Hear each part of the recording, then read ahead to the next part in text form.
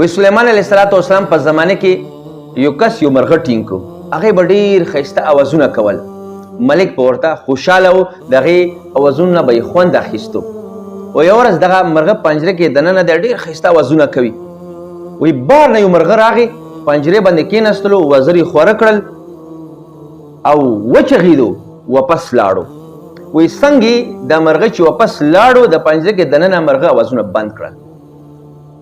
وی دا مالک ډېر زیات حیرانه شو چې څه وشول چې زما د مرغه اوازونه بند کړل، چې بل مرغه راغی په پنجرې کېناستل، هغه واپس لاړو او زما مرغه اوازونه بند کړل. وی دغه مالک دا مرغه سلیمان علیه السلام په خدمت کې پیش کو او ټوله واقعه ورته بیان کړه.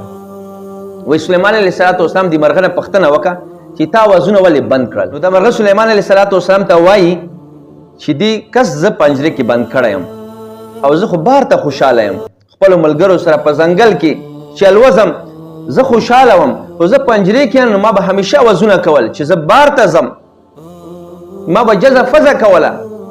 خو یو مرغه راغی، هغې ما ته ویل چې صبر وکړه، جزه فزه مه کوه، اوازونه مه کوه، صبر وکړه، ان الله مع الصابرین، الله پاک صبرونو خلقو سره دی. ته صبر وکړه، انشاءالله الله پاک به تا ته نجات درکړي. که دا پنجره د فولادو شي دا به تا ته کولاو شي، خو جزه فزه مه کوه او صبر وکړه.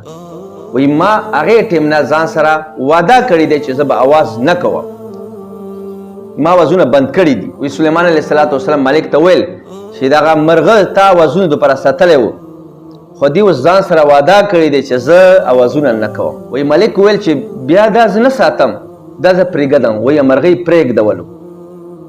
نو دې واقعې نه زموږ تاسو ته دغه سبق میلاویږي چې کله په تا باندې تکلیف راشي، مشکل راشي، غریبي د باندې راشي، پریشانی د باندې راشي او بیماری در باندې راشي، صبر کوه، ان الله مع الصابرین، جزه فزه مه کوه، شکایت مه کوه، انشاءالله الله پاک به دې ستا مدد کوي.